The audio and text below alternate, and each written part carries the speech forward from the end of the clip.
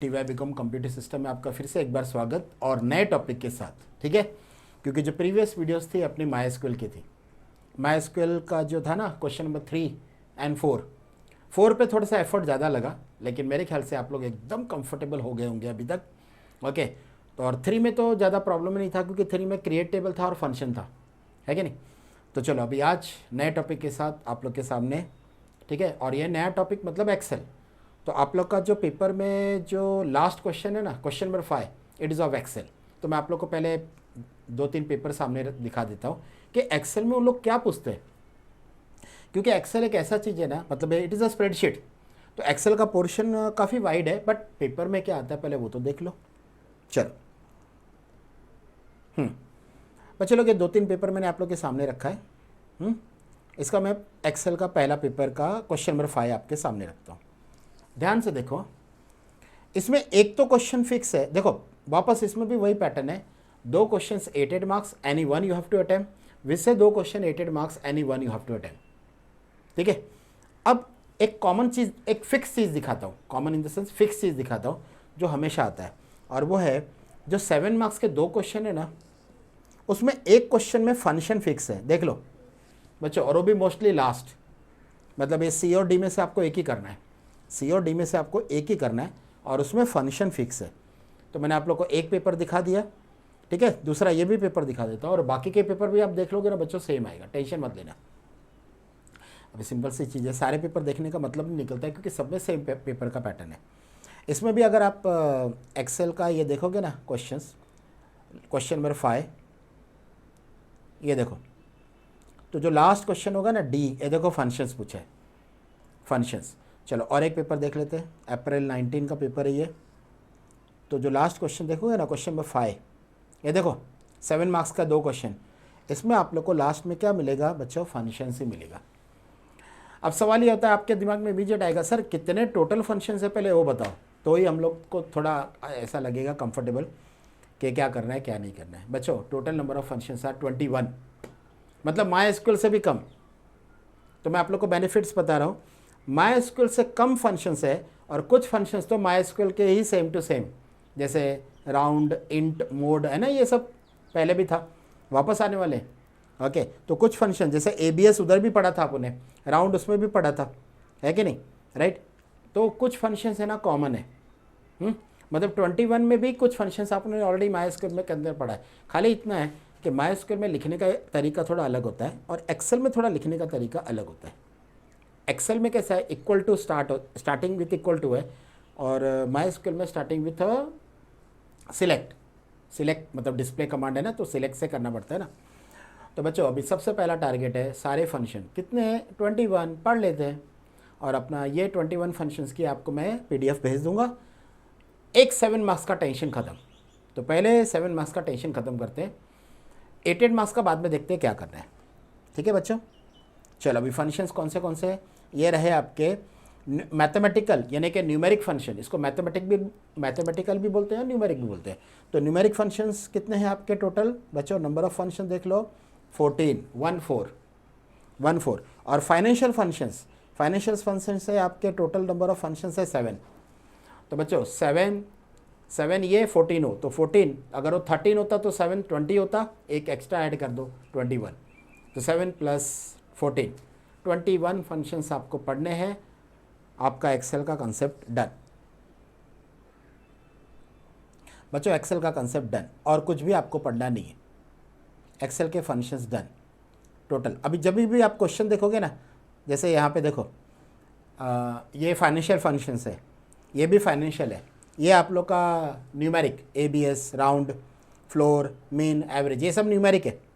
मतलब उन्होंने 2 फाइनेंशियल पूछा, जो 7 है उसमें से 2 आए, और बाकी सारे इसमें देखो, इसमें भी कैसे, इसमें भी देख लो ज़रा, FV financial, PPMT financial, round down यहाँ से न्यूमेरिक चालू, मोड, इंट, स्क्वायर रूट और काउंट।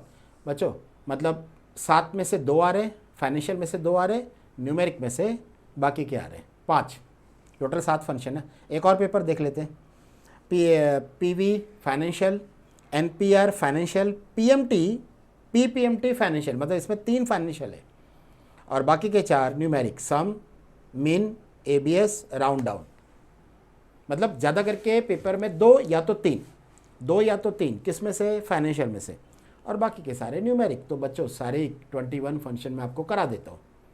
तो और ये फिर एग्ज़ाम में लिखना क्या है बच्चों, कितना लिखना है, ये क्या, वही रूल, एक्सप्लेनेशन एग्जाम्पल, बट इसके एग्जाम्पल में सिलेक्ट नहीं आएगा, इसके एग्जाम्पल में आएगा इक्वल टू, ये खास। और उसका कैसा था, उसमें सिलेक्ट की स्टेटमेंट लास्ट में सेमीकोलन से ख़त्म करनी पड़ती है, इसमें वो ख़त्म करने की ज़रूरत नहीं, इट रिटर्न्स बोल देने का या एरो बना देने का, या तो ऐसा लिख देने का रिटर्न्स, या तो एरो बना देने का और आउटपुट बता देने का।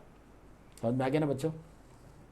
चलो अभी सबसे पहला सम, एवरेज, मैक्स, मिन, सारे फंक्शन लाइन से, भले उसमें से कुछ फंक्शन एकदम इजी होंगे बट बच्चों सारे कंप्लीट करेंगे। चलो एक्सेल पूरा डायरेक्टली एक्सेल में स्टार्ट करेंगे ना, तो मतलब एक्सेल में रन करके देखेंगे, आपका कॉन्फिडेंस बढ़ जाएगा। हाँ बच्चों चलो ये आपका आ गया एक्सेल आपके सामने। चलो अभी ये सारे फंक्शंस हम लोग यहाँ से, ये देखो ये आपके मैथमेटिकल और स्टैटिस्टिकल मतलब न्यूमेरिक फंक्शंस, ठीक है। तो न्यूमेरिक में कितने थे बच्चों, जल्दी बोलो, 14 फंक्शंस, और फाइनेंशियल में कितने हैं, 7। तो ये पूरे के पूरे 21 फंक्शंस एक बार रन करके दिखा दूंगा ना बच्चों, और ये फाइल आपको भेज दूंगा, और इतना ही एक्सप्लेनेशन लिखना है एग्जाम में, छोटा सा एक्सप्लेनेशन एग्जाम्पल। देखो मैंने दो एग्जाम्पल दिए, आप एक भी लिखोगे तो आपको मार्क्स मिल जाएगा।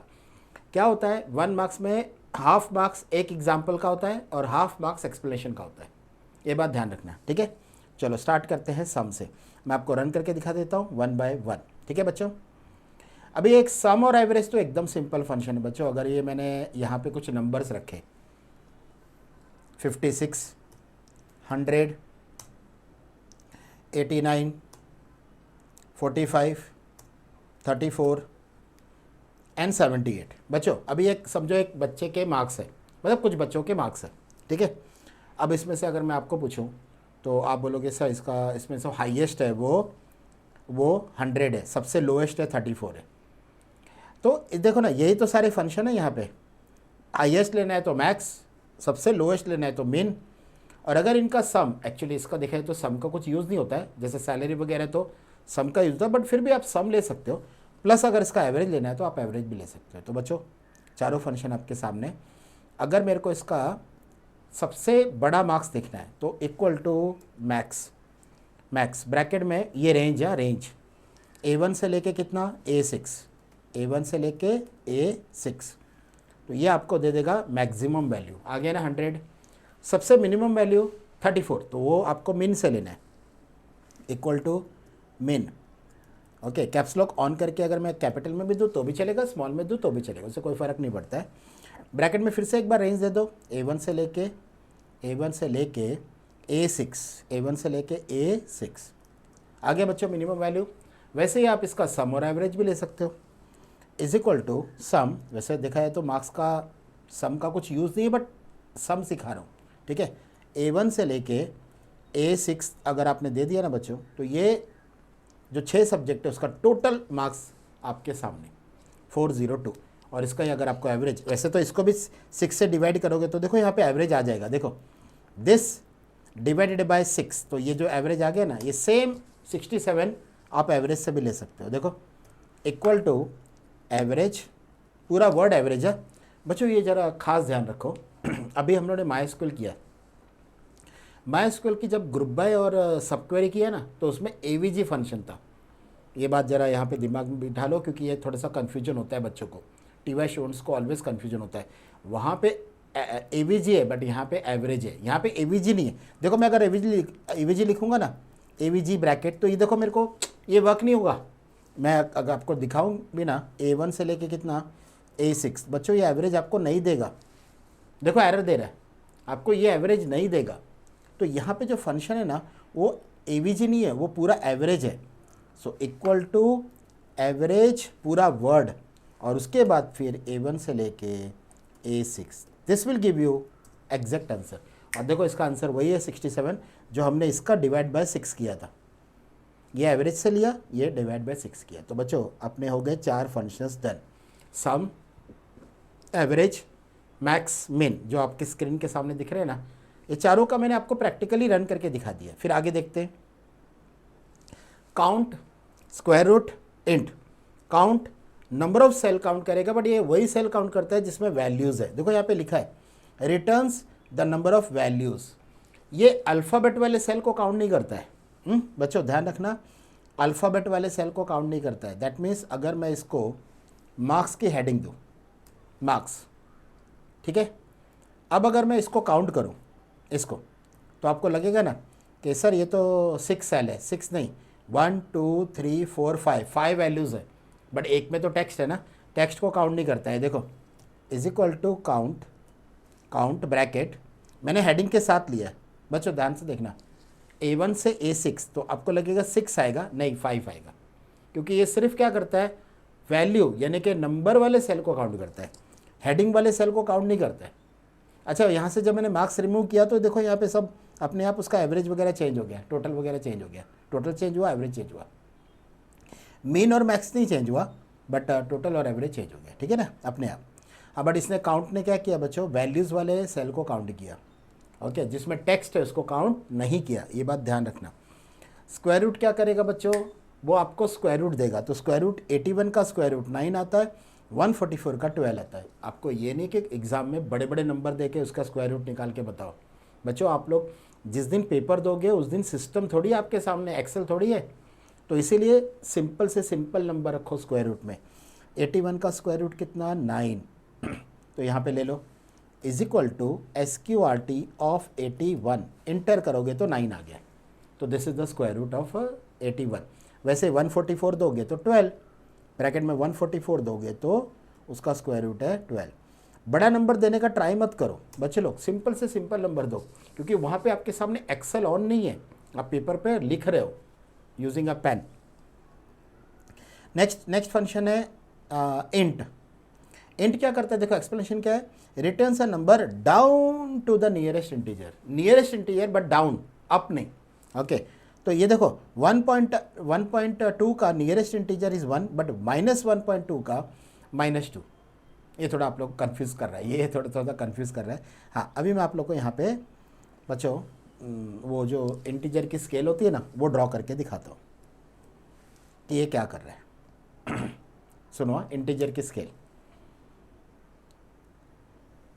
ये आप लोग का 0, ये आप लोग का 1, ये आप लोग का 2, ये आप लोग का 3, यहाँ पे आएगा -1, -2, -3। अभी ध्यान से सुनो, यहाँ पे क्या नंबर बोला है, 1.2। पहला नंबर है 1.2 और एक है -1.2। तो बच्चों 1.2 पहले कहाँ पे आएगा वो ज़रा सेट कर दे इसके स्केल पे। 1.2 आएगा इधर, देखो मैं मार्किंग कर रहा हूँ, इधर इधर इधर, और -1.2 किधर आएगा, इधर इधर। अभी एक सिंपल सी चीज़ है, 1 और 2 में जो डाउन साइड नियरेस्ट है ना, देखो क्या एक्सप्लेनेशन क्या लिखा है, returns a number down to the nearest integer, up नहीं, down to the nearest integer. बच्चों अभी कॉमन सेंस वाली बात है, 1 और 2 में down to the nearest integer is 1, but -1 और -2 में down to the nearest integer is -2। ये देखो आंसर -2, मतलब जब -1.2 है ना, तो दोनों में ऐसा सोचो, -1 और -2 में छोटा कौन, -2, 1 और 2 में छोटा कौन, 1। तो देखो ऊपर 1 आया, बट नेगेटिव नंबर अगर होगा ना माइनस में, तो -1 और -2 में छोटा कौन, तो -2 इज द आंसर। बच्चों आप लोग एग्जाम में पहला वाला लिख के आओ ना, माइनस वाला मत दो, 1.2, द आंसर इज 1। 2.2 रहेगा तो 2, जो डाउन वाला रहेगा ना इंटीजर, वो दैट इज द आंसर, ठीक है ना बच्चों। हाँ, नेक्स्ट है मोड। आपको पता है ये माइस्क्यूएल में भी था मोड, और इनफैक्ट ये मोड भी था और ABS भी था, राउंड भी था, राउंड भी था, ठीक है ना। ये फंक्शन आपके माइस्क्यूएल में भी थे। तो मोड का पता है आपको, एक क्वेरी में भी आता था कि डिविजिबल बाय 7 वाले रिकॉर्ड बताना, जिसका एम्प्लॉय नंबर डिविजिबल बाय 7 है, वो सारे के सारे रिकॉर्ड। तो ये भी यहाँ पे भी वही करता है, ये रिमाइंडर देता है आफ्टर डिवाइडिंग। तो 13 को अगर 5 से डिवाइड किया तो रिमाइंडर इज़ 3, और अगर 28 को 10 से डिवाइड किया तो रिमाइंडर इज़ 8। बच्चों ये 8 कैसे आया और 5 कैसे आया, इधर देखो।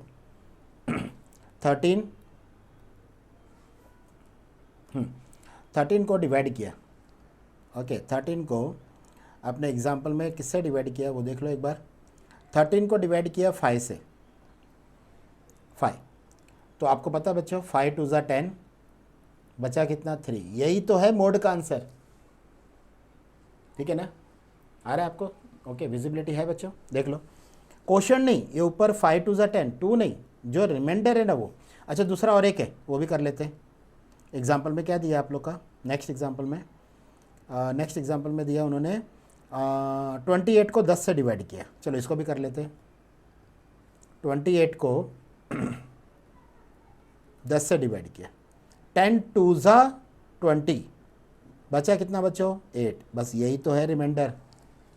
डिवाइड करने के बाद जो लास्ट में बचता है ना बच्चों, that is what a reminder. और यही मोड हम लोग ने पता है माइस्क्यूएल में वो डिविजिबल बाय लॉजिक, वो जो है ना लॉजिक, उसके लिए यूज़ किया है सॉल्व करने के लिए, ठीक है। चलो तो हो गया आप लोग का मोड वाला कंसेप्ट। मोड में आपको लिखना भी वही है, return the reminder after number is divided by divisor. Okay जब ये डिवाइड करेगा तो ये आपको क्या देगा बच्चों, नंबर, ठीक है। फिर एबीएस क्या करेगा, एब्सोल्यूट वैल्यू। देखो एब्सोल्यूट में ना, ये मेरा सजेशन, ये पहला एग्जांपल मत लिखना क्योंकि इसमें दिया भी 12 ब्रैकेट में, आउटपुट भी 12 है। हाँ बट आप ये देना -12 का आंसर इज 12। सेकेंड वाला एग्जाम्पल देना बच्चों, तो एबीएस रन करके दिखा दूँ आपको। एबीएस का मतलब होता है एब्सोल्यूट वैल्यू, यानी अगर वैल्यू नेगेटिव है तो इट मेक्स पॉजिटिव, तो is equal to ABS of -12। बच्चों आंसर क्या देना, 12। ओके ये हमेशा नेगेटिव नंबर को पॉजिटिव में शो करता है, पॉजिटिव तो पॉजिटिव में शो करेगा ही, बट माय सजेशन एग्जाम में ना नेगेटिव वाला एग्जाम्पल लिखना, माइनस में देना और आउटपुट में बता देना इट इज़ अ पॉजिटिव, ठीक है। हाँ फिर आता है बच्चों सीलिंग फ्लोर, यानी फ्लोर और सीलिंग। एक जनरल कंसेप्ट सोचो, सीलिंग हमेशा अप साइड होता है, फ्लोर हमेशा डाउन साइड होता है।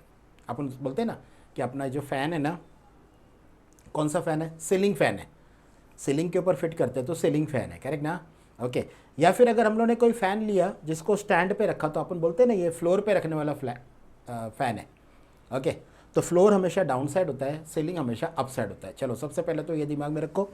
अब ये है क्या, सेम राउंड जैसा ही कॉन्सेप्ट है, बट इसमें कैसा है, जैसे मेरे को किसी को 12 रुपीज़ देना है, बट मेरे पास 5 रुपीज़ के कॉइन्स है, कॉइन्स, तो या तो मैं इसको 10 दूंगा या तो 15 दूंगा। तो बच्चों 12 में मैं उसको अगर मेरे पास 5 रुपीज़ और सीलिंग है ना, तो सीलिंग में मैं उसको हमेशा अप साइड दूंगा, ceiling is up and floor is down.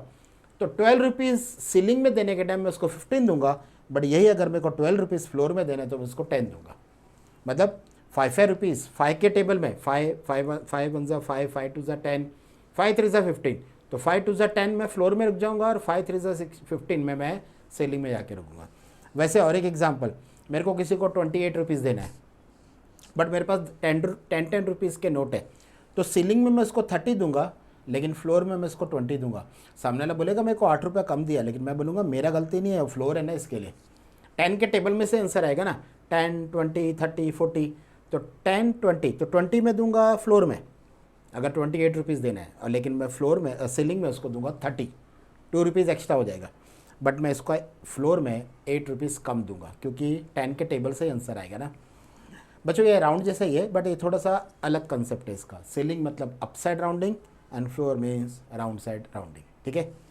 चलो अभी आता है आप लोग का राउंड डाउन और राउंड अप। अच्छा राउंड तो जनरली सब लोग को पता है बच्चों, बट ये राउंड डाउन और राउंड अप क्या करता है, लेट्स सी। चलो एक्सेल में मैं तुम लोग को समझा रहा हूँ। जनरली सब लोग को राउंड पता है, जैसे एग्जाम्पल 5.5555 या फिर 4.4444। अभी ध्यान से सुनो, अगर मैं यहाँ पे राउंड ले रहा हूँ, यहाँ पे मैं राउंड अप ले रहा हूँ और यहाँ पे मैं राउंड डाउन ले रहा हूँ, तीनों में फ़र्क देखो। जब मैं राउंड ले रहा हूँ ना, नॉर्मल राउंड 2 डिजिट तक, round of this number two 2 digit, तो बच्चों मैं इंटर करने के पहले आपको पता चल गया 5.56 आएगा, 5.56, ठीक है, 5.56 पहला वाला आ गया 5.56। अब इसको राउंड करोगे ना, इसको, ठीक है, round of this number 2 digit तक, तो ये आएगा 4.44। 45 क्यों नहीं हुआ? क्योंकि थर्ड डिजिट 5 थोड़ी है। ये तो आप लोग को बच्चों पहले से ही पता है, कैलसी वगैरह में भी अगर 2 डिजिट शो कर रहे हो राउंड हमेशा ऐसे ही होता है। हाँ, लेकिन ये अप और डाउन का लॉजिक समझो। अप का मतलब क्या है कि मैं ना हमेशा +1 कर रहा हूँ, मतलब यहाँ तो 56 होगा ही होगा, यहाँ पे भी 45 हो जाएगा, यहाँ पे तो 56 होगा ही होगा, यहाँ पे भी अगर मैं राउंड अप लूँगा ना 2 डिजिट तक तो 44 होना चाहिए ना, 45 हो जाएगा राउंड अप। ओके, इसका बाद में मीनिंग समझते हैं कि ये कहाँ पे यूज़ होता है, बट पहले एक बार रन करके तो देख लेते हैं। राउंड अप, कौन सा वाला नंबर राउंड? ये वाला, 2 डिजिट तक। तो बच्चों यहाँ तो +1 होएगा ही, बट बड़ी बात क्या है, अपवर्ड है ना, वो इसमें भी +1 कर देगा। एक्चुअली यहाँ पे +1 करना नहीं चाहिए। ये देखो, round up this number two 2 digit. बच्चों यहाँ पे 44 होना चाहिए था, 45 हो गया। और डाउनवर्ड जो करता है ना राउंड के साथ डाउनवर्ड, वो कभी भी +1 होने नहीं देगा, दोनों जगह पे, मतलब इधर 55 इधर 44। ओके, तो ये देखो, राउंड डाउन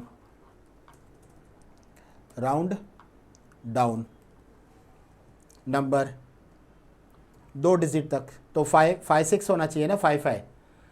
ओके, और इसको अगर मैंने नीचे कॉपी कर लिया तो ये देखो 44, ये भी राउंड डाउन, तो ये तो पहले से डाउन था, पर बट +1 इसमें भी। तो देखो यहाँ पे अप और डाउन वर्क कर रहा है। बच्चों लोग ये है क्या पता है, ये जो डाउन और अप फंक्शन है ना, राउंड डाउन और राउंड डाउन, ये एक्सेल में क्यों दिया है? क्योंकि बहुत बार ऐसा होता है कि मेरे को ना किसी को डेसिमल में पैसे रिटर्न करने हैं, अगर मैं उसको राउंड डाउन करके रिटर्न करूंगा ना, तो कहीं ना कहीं मैं उसके थोड़े से पैसे अपने अकाउंट में ट्रांसफ़र कर रहा हूँ। देखो ना, राउंड करूंगा तो 56 आएगा, राउंड डाउन किया तो 55। बट ये इतना नेग्लिजिबल अमाउंट है कि सामने वाला अपने ऊपर कोई केस नहीं करता है। समझ में आ गया? ये इतना छोटा सा अमाउंट है कि सामने वाला, और जब मेरे को उससे पैसे लेने हैं ना, तो मैं ऑलवेज लेने के टाइम क्या करता हूँ, अप करके लेता हूँ। मैं उसको पैसे देने के टाइम क्या करता हूँ, राउंड डाउन, और दोनों का डिफरेंस क्या करता हूँ, मेरे अकाउंट में ट्रांसफ़र कर लेता हूँ। तो ये ना बच्चों, ये टेलीकॉम इंडस्ट्री, बैंकिंग इंडस्ट्री में होने वाले छोटे छोटे फ्रॉड है, मतलब छोटे छोटे अमाउंट वाले फ्रॉड है। ओके, कि ये अभी एक्सेल में क्यों रखा, ताकि अगर ये कभी फ्रॉड हुआ तो एक्सेल में यू कैन कैलकुलेट के राउंड डाउन और राउंड अप यूज़ करके आपने कितने पैसे अपने अकाउंट में ट्रांसफ़र करा लिए। आफ्टर ऑल है तो इट इज़ अ फ्रॉड ना, बिकॉज किसी की मेहनत के पैसे उससे बिना पूछे अगर आप अपने अकाउंट में ट्रांसफ़र करें तो it is a wrong thing, it's a fraud. Okay, but ये राउंड डाउन और राउंड अप फंक्शन से हम लोग क्या कर सकते हैं, कैलकुलेट कर सकते हैं कि total how much amount we have transferred in our account बिना पूछे। बट अमाउंट इतना छोटा होता है ना कि सामने वाला कुछ एक्शन लेने का सोचता नहीं है। बट बच्चों, गलत चीज़ गलत ही होती है ना, फ्रॉड इज़ फ्रॉड। तो अपने पास ये 2 फंक्शंस है, round down round up. But actually देखा जाए तो राउंडिंग वाला रूल है, but round down round up क्यों? क्योंकि अगर किसी ने ऐसा फ्रॉड किया है तो कितना अमाउंट उसके अकाउंट में ट्रांसफर हुआ, दैट यू कैन कैलकुलेट। देने के टाइम, पैसा देने के टाइम हम लोग डाउन करके देंगे, और लेने के टाइम अप लेंगे, करेक्ट ना, तो ज़्यादा करके लेंगे, और ये देने के टाइम कम देंगे, तो दोनों का डिफरेंस हम लोग अपने अकाउंट में ट्रांसफ़र कर लेंगे। बच्चों, अब आता है आप लोग के फाइनेंशियल फंक्शन में 5 function, 5 total 5 functions are there your, नहीं total 7 functions are there financial, 5 नहीं 7। बस ये 7 फंक्शंस अगर आप लोगों ने सीख लिया तो आपके 21 फंक्शंस हो जाएंगे कंप्लीट, और आपका 7 मार्क्स आपका हो जाएगा रेडी। अभी एकदम ध्यान से सुनो, कौन से फाइनेंशियल फंक्शन से 7। मैं यहाँ पे नया वर्कशीट ले रहा हूँ, एकदम न्यू, और इसकी विजिबिलिटी चेंज कर रहा हूँ 200%। I am changing this visibility to. मैं सारे फंक्शन के पहले नाम लिख रहा हूँ, PMT मतलब पेमेंट, फिर PPMT, फिर IPMT। ओके, फिर उसके बाद ये 3 फंक्शंस हो गए। फिर उसके बाद आता है आप लोग का, 1 मिनट में आपको लिस्ट बता दूँ यहाँ से। तो PMT, ये देखो यहाँ पे PMT, PPMT, IPMT ये हो गए। फिर रेट, NPR, PV और FV, रेट, NPR, PV और FV, rate, PV, rate, NPR, NPER, PV और FV, यानी कि फ्यूचर वैल्यू। बच्चे लोग काउंट करके देखो ना, 7 ही है, काउंट करके देख लो। ये आपके 7 फाइनेंशियल फंक्शन। अब ये 7 फाइनेंशियल फंक्शन में एकदम ध्यान से देखना, ये जो फंक्शंस है ना, ये ऊपर वाले, ये सब लोन से रिलेटेड है। कैसे? एग्जाम्पल, सपोज आपने 10 लाख का लोन लिया, मार्केट से। बच्चे लोग 10 लैक्स बराबर है अमाउंट, देख लो। हाँ, और 10 लैक्स का लोन, ये लोन का अमाउंट है, दिस इज अ लोन का अमाउंट, ठीक है। इसका जो इंटरेस्ट रेट है ना, इसका इंटरेस्ट रेट है 11%। और कितने साल के लिए लिया, नंबर ऑफ ईयर्स, आप लोगों ने नंबर ऑफ इसका जो ईयर्स लिया है ना लोन रीपे करने का, वो लिया आपने 20 ईयर्स। अभी ध्यान से देखो बच्चों, बहुत इंपॉर्टेंट है। 10 लाख रुपए का लोन लिया, 11% इज़ द इंटरेस्ट रेट जो बैंक आपको चार्ज कर रही है, और कितने साल के लिए लिया आपने, 20 साल के लिए। अब पीएमटी से आप क्या निकालोगे, एवरी मंथ बच्चे लोग, every month what is the EMI amount you have to pay to the bank. मतलब एक काम का चीज़ हो गया ना आपके लिए। 10 लाख रुपए का लोन लिया, 11% is the interest rate per annum. This 11% is a per annum, मैं यहाँ पे लिख के रखो, it is a per annum, per annum, ठीक है। Per annum interest rate is 11%। मेरे को चाहिए क्या बच्चों, एवरी मंथ का ईएमआई रेट, तो इक्वल टू पीएमटी। देखो पीएमटी में क्या क्या मांग रहा है, रेट, तो मैंने रेट दे दिया 11%, बट मैंने इसको ना 12 से डिवाइड किया, पता है क्यों, क्योंकि ये पर एनम है, और हम लोग अपना तो जो ईएमआई है वो मंथली है, तो हम लोग इसको मंथ में कन्वर्ट करें। फिर एन पर मतलब नंबर ऑफ ईयर, तो कितना 20, बट हम लोग तो मंथली है, मंथली कैलकुलेट कर रहे हैं, तो इसका मतलब 20 नहीं, 20 इंटू 12 इतना हो जाएगा ना एन पर। और फिर पीवी मतलब लोन, तो लोन कितना लिया आपने, 10 लाख का। तो बच्चों ये जो अमाउंट आया ना आपका 1000, ओके 32। मतलब एक रूल हमेशा याद रखना, जितने भी लैक्स का लोन लेते हो ना, home loan specially, every month that much thousands का ईएमआई हमेशा आता है। तो 10 लैक्स, ओके, तो देखो आपका आ गया ना आपका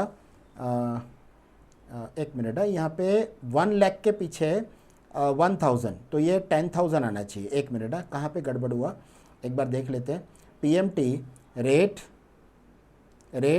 ओके, इसको 11% को डिवाइड बाय क्या किया, 12, ओके, और फिर इसको मल्टीप्लाई किया, ओके, ईयर्स को मल्टीप्लाई किया 12 से, और फिर एक मिनट इसमें, अच्छा इधर मैंने 1 लाख दे दिया, यहाँ पे 1 लाख दिया बच्चों, इसके लिए ये 10 लैक्स आना चाहिए ना। 10 के बाद 2 ज़ीरो, फिर 3 ज़ीरो, मतलब 1 ज़ीरो कम है, मैं वही सोचा ऐसे कैसे हो गया। और इसका विड्थ बढ़ा दो, अब आया बराबर।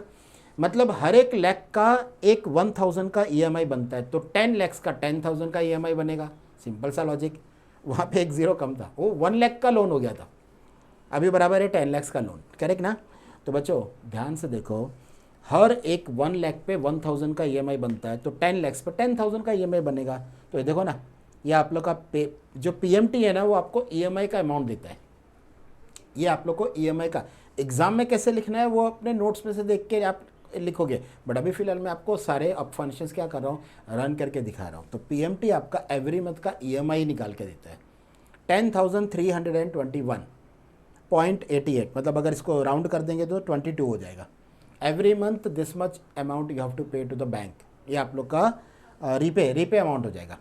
फिर पेमेंट का मतलब क्या बच्चे लोग, पेमेंट, ओके, पेमेंट का मतलब पीपीएमटी, मतलब जो आप पे कर रहे हो ना, उसमें से प्रिंसिपल कितना और इंटरेस्ट कितना, ये समझो बच्चों। जो भी whatever amount you are paying ना, उसका प्रिंसिपल अमाउंट और इंटरेस्ट अलग करके देखने का है। तो अभी मैं ये अमाउंट पे कर रहा हूँ, इसका प्रिंसिपल अमाउंट और इंटरेस्ट अलग करके देखते हैं, is equal to PPMT bracket, what is the rate, वापस एक बार, rate is 11% divide by 12, comma, what is the instalment number, पर मीन्स इंस्टॉलमेंट नंबर फर्स्ट, मेरे को फर्स्ट का देखना है, और एन पर मीन्स 20, बट 20 इंटू कितना 12, बिकॉज आप लोग इसको ईयर को मंथ में कन्वर्ट कर रहे हैं।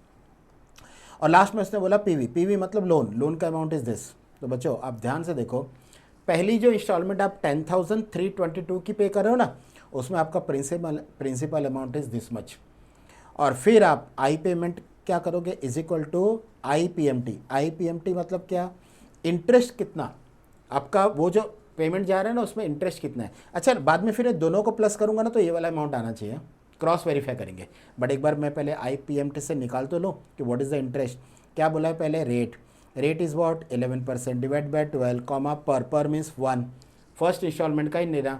अच्छा जब स्टार्टिंग में फर्स्ट का लिया तो देर में फर्स्ट ही आएगा ना, जब प्रिंसिपल फर्स्ट का है तो इंटरेस्ट भी तो फर्स्ट का ही होगा बच्चों। फिर क्या बोला उसने, number of year, this you have to multiply with what 12, और पीवी मतलब लोन, लोन मतलब ये वाला अमाउंट। बच्चों ये देखो आ गया।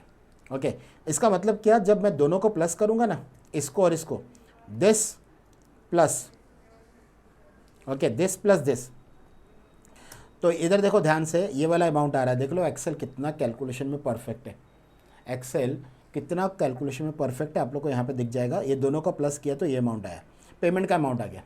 तो बच्चों PPMT मतलब principal, okay amount through payment, and IPMT मतलब इंटरेस्ट अमाउंट थ्रू पेमेंट। फिर आता है रेट, NPR और PV।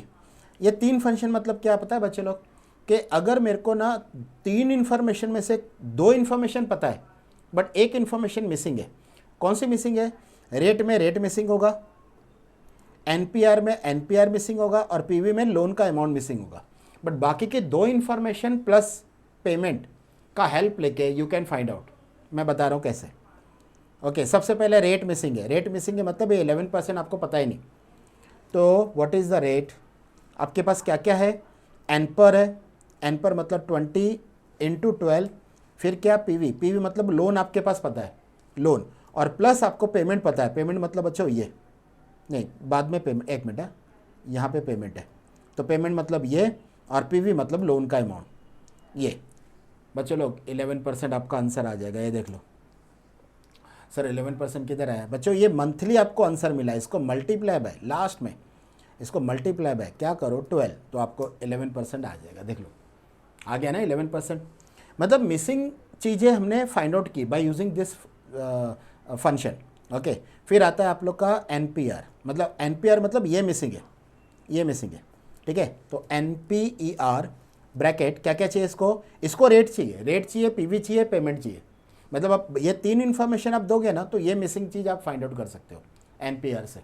सो NPR ब्रैकेट पहले क्या चाहिए, रेट, रेट मतलब दिस, बट डिवाइड बाय 12 करना पड़ेगा, यस।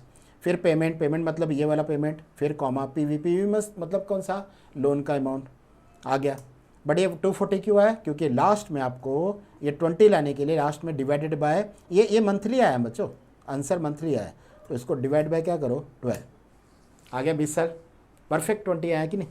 ओके, फिर आपका वैसे ही ये लोन का अमाउंट भी अगर आपको मिसिंग है ना, तो that you can find out by using a PV is equal to PV bracket, क्या मांग रहा है, रेट, रेट दिया divide by 12 comma, then NPR दिया मल्टीप्लाई बाय 12, है कि नहीं। फिर उसमें क्या देने का है, पेमेंट, पेमेंट क्योंकि PV तो निकालना है बच्चों, एग्जैक्टली आपका 10 लाख रुपीज़ आ गया। देखो अच्छा, अभी इसमें एक ही फंक्शन पेंडिंग है अपना फाइनेंशियल में, और वो है फ्यूचर वैल्यू। बच्चों एक चीज़ याद रखना, फ्यूचर वैल्यू ना, ये सारे फंक्शन लोन वाले थे, लोन लोन लोन, ये सारे मतलब आउट ऑफ 6 फंक्शन हम लोगों ने लोन के पॉइंट ऑफ व्यू से पढ़ाई किया। एक फंक्शन है जो इन्वेस्टमेंट के पॉइंट ऑफ व्यू से पढ़ाई करते हैं, और वो है FV। बच्चों FV का फुल फॉर्म है फ्यूचर वैल्यू। गलती से मोस्टली TY के बच्चे FV देख के बोलते हैं फेस वैल्यू, गलत, future value. What is FV बच्चों, फ्यूचर वैल्यू। अभी फ्यूचर वैल्यू का कंसेप्ट क्या है, सुनो, बैंक आपको 9.5% इंटरेस्ट दे रही है, ठीक है। Every month you are paying every month you are paying 5,000 rupees. ऐसा कितने साल के लिए कर रहे हो, ऐसा आप 5 साल के लिए कर रहे हो। बच्चों एकदम ध्यान से सुनो, 5 साल के लिए every month you are paying, एक मिनट इसको राउंड फिगर करके 1000 कर देता हूँ, every month you are paying 1000, okay, और ये 2 साल के लिए कर रहे हो, चलो ना, ठीक है। तो अगर आप ऐसे नॉर्मली इंटरेस्ट रेट ऐड नहीं करो नॉर्मली, तो 2 साल के लिए आपका कितना पैसा जमा हो जाता है बैंक के पास, तो 24 मंथ्स का, तो 24,000, बट आपको रिटर्न में फ्यूचर में बैंक आपको 24 से ज़्यादा देगी। ये बात तो श्योर है ना बच्चों, बस ये चीज़ यहाँ से निकालनी है। ओके, एक मिनट यहाँ पे रखता हूँ, लेफ्ट में वापस एक बार देख लो, 9.5% बैंक मेरे को इंटरेस्ट दे रही है, 1,000 rupees every month we are paying. ऐसा हम लोग कितने साल के लिए कर रहे हैं, 2 साल के लिए, 2 साल के लिए, ठीक है ना। और मेरे को निकालना क्या है कि आफ्टर 2 ईयर्स, वैसे तो मेरा 24,000 हो रहा है, but after 2 years what the bank is returning, what the bank is paying, because 2 साल के बाद अपना कुछ प्लान है, ये पैसे को लेके कुछ प्लान है कि नहीं। तो यहाँ पे उसका फंक्शन है is equal to future value bracket, future value bracket क्या बोल रहा है, रेट। तो रेट पे क्लिक किया, ये रहा वही रेट ऑफ इंटरेस्ट। अभी ये जो है ना ये पर एनम है, तो डिवाइड बाय अगेन व्हाट 12, ठीक है, कॉमा कॉमा, फिर उसने क्या बोला NPR किया तो 2, तो 2 नहीं 2 मल्टीप्लाई बाय 12 क्योंकि every month we are paying ना, फिर कॉमा, उसने क्या बोला पेमेंट, तो पेमेंट हम लोग कितना दे रहे हैं 1000 का। बच्चों वैसे देखा है तो बैंक आपको 24 तो देगी, उससे ऊपर ही देगी, तो बैंक आपको कितना दे रही है 26,317, जिसमें से अगर 24 माइनस करोगे तो ऊपर का पूरा इंटरेस्ट कैलकुलेशन है, इंटरेस्ट कैलकुलेशन 9.5% के हिसाब से। ओके वही अगर इसको आप 5 साल कर दो, 5 साल, तो 5 साल के हिसाब से विथ इंटरेस्ट इट इज़ 76,000। वैसे देखा है तो 12 फायदा कितना होता है, देखो इधर इक्वल टू 12 इंटू 5 कितना हुआ 60, मतलब आपका 60,000 है, अमाउंट आपका 60,000 है, बट आपको 5 साल के बाद बैंक कितना रिटर्न कर रही है 76,422.25। ये बैंक आपको रिटर्न, मतलब आपके 7 फाइनेंशियल में से ना बच्चों 6 आपके लोन से रिलेटेड है, एक ही आपका इन्वेस्टमेंट से रिलेटेड है। इस तरह से पढ़ाई करना, और इस तरह से आपके हो गए total how many functions 21 function. ये 21 फंक्शन में से आपको कितना पूछेंगे 7, और वो 7 का आपको क्या लिखना है एक्सप्लेनेशन विथ एग्जाम्पल। ये क्या अपने नोट्स के अंदर जैसा है वैसा, ये इसकी PDF आपको मिल जाएगी। ये 21 फंक्शंस है, 21 जो पूछा वो सारे फंक्शन का एक्सप्लेनेशन विथ एग्जाम्पल दे देना।